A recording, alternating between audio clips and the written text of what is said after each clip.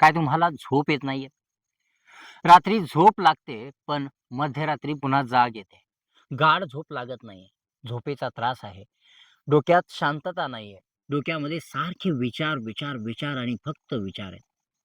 डोक्यामध्ये असा कचरा भरलाय, की जो तुम्हाला बाहेर काढायचा आहे, पण निघत नाहीये. डोक्यामध्ये असे विचार आहेत, जे तुम्हाला बाहेर काढायचे, थांबवायचे आहेत, पण थांबत नाही. काय करावं? तर आजचा जो व्हिडिओ आहे खास तुमच्यासाठी आहे. कारण हाच आज आपण असा एक प्राणायाम बघणार आहोत, ज्यामुळे तुमचे विचार जे आहेत तुमच्या कंट्रोलमध्ये राहतील. तुमचा मेंदू, तुमचे मन तुमच्या कंट्रोलमध्ये राहील आणि तुमचा रिमोट कंट्रोल जे आहे, तुमच्या स्वतःचा रिमोट कंट्रोल म्हणजे तुमच्या बुद्धीचा, डोक्याचा, तुमच्या विचारांचा, तुमच्या मनाचा जो कंट्रोल आहे, रिमोट कंट्रोल जे आहे, तुमच्या हातामध्ये मी आज देणार आहे. तर असा कोणता प्राणायाम आहे, ज्यामुळे तुमचा स्वतःचा कंट्रोल स्वतःच्या हातामध्ये येईल? तर आजचा जो प्राणायाम आहे, तो आपण बघूया. तो प्राणायाम कसा करायचा?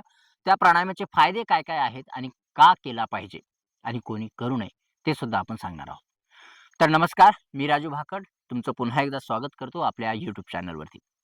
मंडळींनो, आज आपण एक प्राणायाम सांगणार आहोत, त्याची माहिती बघणार आहोत आणि तो प्राणायाम कसा अभ्यासावा, कसा करावा, याची सुद्धा पूर्ण माहिती या ठिकाणी बघणार आहोत, प्रात्यक्षिक बघणार आहोत. आजचा प्राणायाम आहे भ्रामरी प्राणायाम. भ्रामरी म्हणजे काय? भ्र-म-र. भ्रमर म्हणजे काय? तर भुंगा. भ्रामरी म्हणजे भुंग्यासारखा आवाज करून या ठिकाणी जो अभ्यास केला जातो त्याला भ्रामरी प्राणायाम म्हणतात. आता जो भ्रमर आहे, तो भ्रमर म्हणजे भुंगा जो पाहिला असेल तुम्ही, तर भुंगा आवाज करत जो आहे फिरत राहतो.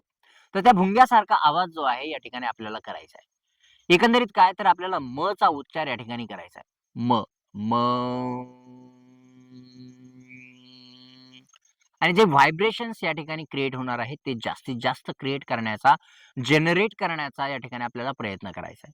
जे व्हायब्रेशन्स आहेत, जे आपली व्हायब्रेशन्स तयार होणार आहे, छातीमध्ये म्हणा, पोटामध्ये म्हणा, पाठीमध्ये म्हणा, डोक्यामध्ये म्हणा, ज्या ठिकाणी तुम्हाला फील होणार आहे, त्या ठिकाणी आपल्याला लक्ष केंद्रित या ठिकाणी करायचं आहे.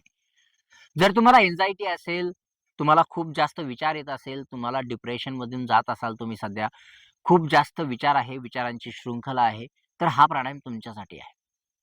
तुम्हाला डायजेशनचा प्रॉब्लेम असेल, हा प्राणायाम तुमच्यासाठी आहे. तुम्हाला या ठिकाणी कसलाही त्रास आहे, हा प्राणायाम त्याचं उत्तर आहे. त्या प्रत्येक प्रॉब्लेमचं उत्तर आहे. कारण हा जर प्राणायाम तुम्ही या ठिकाणी केला, तर तुमचे जवळपास सगळे प्रॉब्लेम्स या ठिकाणी सॉल्व्ह होणार आहेत. तर भ्रामरी प्राणायाम जो आहे, कशा पद्धतीने करायचा आहे, ते आपण आज बघणार आहोत. तर भ्रामरी प्राणायाम करण्यासाठी तुम्हाला सगळ्यात अगोदर माहीतच आहे, की प्राणायाम करण्यासाठी जे आहे, जसं आपण अगोदर वेगवेगळे प्राणायाम या ठिकाणी या चॅनलवरती बघितलेले आहे. जर तुम्ही अजून बघितलेले नसेल, तर मी डिस्क्रिप्शनमध्ये या ठिकाणी लिंक देणार आहे किंवा चॅनलला सबस्क्राईब करा डायरेक्ट. रोज तुमच्याकडे नवनवीन व्हिडिओ येतील आणि तुम्ही ते पाहू शकता. जे जुने प्राणायामचे व्हिडिओ आहेत वेगवेगळे, ते सुद्धा तुम्ही एकदा चेक करून घ्या. त्याच्यामध्ये पूर्ण डिटेल सांगितली आहे, कशा पद्धतीने प्राणायाम करायचा आहे. तर आजचा जो प्राणायाम आहे, भ्रामरी प्राणायाम करण्यासाठी तुम्हाला पद्मासन, अर्धपद्मासन किंवा सुखासन म्हणजे तुम्हाला ज्या स्थितीमध्ये बसायला आवडेल आणि जास्त वेळ बसू शकाल, त्या स्थितीमध्ये बसायचं आहे. या ठिकाणी बसल्यानंतर पाठीचा कणा सरळ असेल, या ठिकाणी थोडीशी हलकीशी उचललेली असेल, पोट फ्री असेल, आपली हनवटी पॅरलल असेल, समांतर असेल. आपल्या हातांची बोटे अशा पद्धतीने ठेवायची. या ठिकाणी आपल्याला हातांचा सुद्धा यूज करायचा आहे. मी 2 पद्धतीने सांगणार आहे, करायचा किंवा नाही करायचा. तुम्ही दोन्ही करू शकता. तर या ठिकाणी अशा पद्धतीने ठेवायचं आहे. मी पहिला प्रकार एक सांगतो भ्रामरीचा. त्या ठिकाणी तुम्हाला हातांचा यूज करायचा नाहीये. तर भ्रामरीच्या पहिल्या प्रकारामध्ये तुम्हाला श्वास घ्यायचा आहे आणि श्वास सोडते वेळी मकारचा उच्चार या ठिकाणी करायचा आहे किंवा म्हणायचं आहे. श्वास घ्यायचा आहे.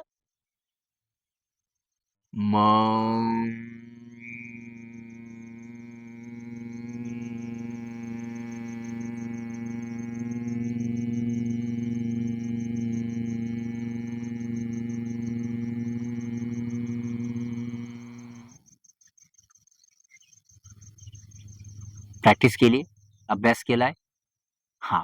तर एक जरी राउंड केला, जर वातावरण शांत असेल, तर तुम्हाला पाठीच्या कण्यापासून, मणक्यापासून हळू-हळू जे व्हायब्रेशन्स आहेत, पूर्ण बॉडीमध्ये तुम्हाला जाणवतील आणि हेच व्हायब्रेशन्स तुमच्या फायद्याचे आहेत. ब्लड सर्क्युलेशन या ठिकाणी चांगलं ठेवतं. हाय बीपी असो, लो बीपी असो. जर हाय बीपी असेल, तर या ठिकाणी खूप जास्त फायदेशीर आहे. लो बीपीसाठी हा प्राणायाम जास्त सजेस्ट केला जात नाही. ठीक आहे. त्यांनी डॉक्टरांना विचारून हा प्राणायाम केला पाहिजे. ओके. तर यामध्ये प्राणायाम करताना तुम्हाला म चा उच्चार करायचा आहे. डायरेक्ट केला तरी चालेल, असं केलं तरी चालेल. पण सुरुवातीला काय आहे, म म्हणा आणि म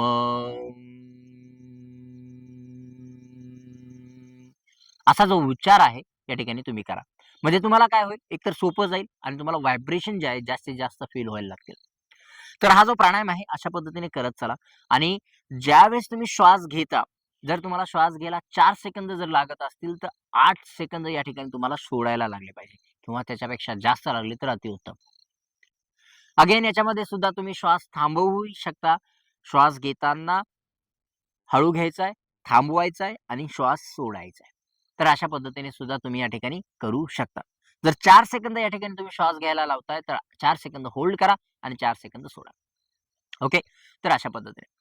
यानंतर जी दुसरी पद्धत आहे, ती कशी करायची आहे, तर आपल्याला काय करायचंय, हे जे कान आहेत, हे जो लोब आहे, हो आतमध्ये दाबायचा आहे. असा.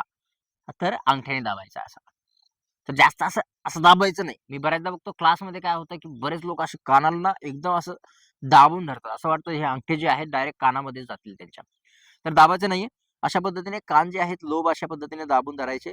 यानंतर 3 जे बोटं आहेत आपले, जे पहिलं इंडेक्स फिंगर जो आहे, इंडेक्स फिंगर आपल्या माथ्यावरती ठेवायचा अशा पद्धतीने आणि हे जे लोब आहे कानाचे हे बंद करायचे आणि हे जे 3 बोटं असतील, हे 3 बोटं आपल्याला डोळ्यांवरती ठेवायचे अशा पद्धतीने. हे आणि सेम जे आपण म्हणतो, मकारचा जो उच्चार आहे, व्हायब्रेशन्स आहेत, त्या ठिकाणी आपल्याला बोलायचे आहेत. म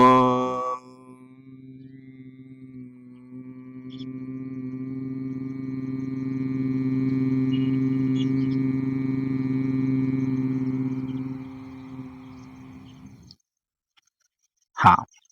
आता याच्यामध्ये काय होतं तुम्हाला एक सांगतो. जसं आपण ओमकारला म्हणतो, मी शेवटला तुम्हाला दाखवलं सुद्धा याच्यामध्ये, की म्हणतो ना,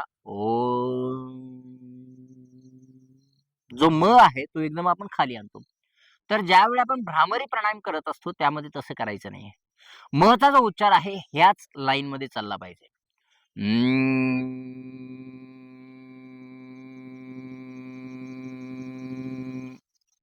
पुन्हा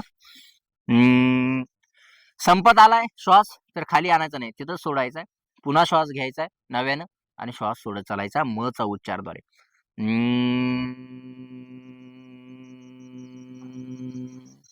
थांबवायचा, श्वास घ्यायचा. तर अशा पद्धतीने हा जो प्राणायाम आहे, तुम्ही 2 पद्धतीने करू शकता. एक पद्धत आहे, जर तुम्हाला खांद्यांचा त्रास नसेल, जसं आपण सांगितलं अशा पद्धतीने हात ठेवायचे. जर खांद्यांचा त्रास असेल, मानेचा जर त्रास असेल, तर तुम्ही असं करू शकत नाही, जास्त वेळ थांबू शकत नाही. तर काही हरकत नाही. तुम्ही या ठिकाणी इंडेक्स फिंगर अशा पद्धतीने ठेवू शकता चीन मुद्रेमध्ये आणि हा जो प्राणायाम आहे, तुम्ही या ठिकाणी करू शकता. कारण सांगायचं नाहीये, की बरेच जण कारणं सांगतात, की माझे हात तर दुखतात, मग मी कसं थांबू, मी कसं हा अभ्यास करू, मग कसा हा प्राणायाम करू, कसे फायदे घेऊ? नाही. हा प्राणायाम करण्यासाठी तुम्हाला हात वर नाही घेतले तरी चालेल. हे जे सेकंड व्हेरिएशन आहे या ठिकाणी तुम्ही अशा पद्धतीने करू शकता आणि जर तुम्हाला वाटत असेल खाली बसून, नाही केलं तरी चालेल. तुम्ही चेअरवरती बसा, सोफ्यावरती बसा आणि हा प्राणायाम करा. कारण हा जो प्राणायाम आहे तुमच्या लगभग 99% जे प्रॉब्लेम्स आहे त्याचं मूळ जे आहे या ठिकाणी मुळावर घाव घालतो आणि तुम्हाला शांती प्रदान करतो, रिलॅक्सेशन प्रदान करतो आणि तुमच्या सर्व जे प्रॉब्लेम्स आहेत त्याला कुठेतरी थांबवण्याचा प्रयत्न करतो. जर तुम्ही रेग्युलर अभ्यास केला, रेग्युलर ही साधना केली, मी साधना म्हणतो या प्राणायामाला, कारण हा जो प्राणायाम आहे जे पाहिजे ते तुम्हाला देतो. त्यामुळे हा जो प्राणायाम आहे रेग्युलर अभ्यास करा, प्रॅक्टिस करा या प्राणायामची आणि जे पाहिजे ते या ठिकाणी तुम्हाला मिळून जाईल. तर मंडळींनो असा हा प्राणायाम आहे, भ्रामरी प्राणायाम. आपण बघितलं कशाप्रकारे करायचा आहे. 2 प्रकार मी तुम्हाला या ठिकाणी सांगितले. मला माहिती आहे हा जो व्हिडिओ आहे थोडासा फास्ट या ठिकाणी तुम्हाला वाटला असेल. मी थोडासा फास्टच घेतलाय कारण दिवस माळवलाय आणि मी शूटिंग करतोय आणि मला थोडासा उशीर झाला यायला. त्यामुळे हा जो व्हिडिओ थोडासा फास्ट आहे. जर तुम्हाला वाटत असेल, की हा व्हिडिओ पुन्हा आपण करूया, तर तुम्ही मला कमेंट करून नक्की सांगा आणि हो, कमेंट करून एवढं पण सांगा, की मी रोज हा प्राणायाम करेन. तर मंडळींनो प्राणायाम करा आणि निरोगी राहा. भेटूया पुढच्या व्हिडिओमध्ये. तोपर्यंत धन्यवाद.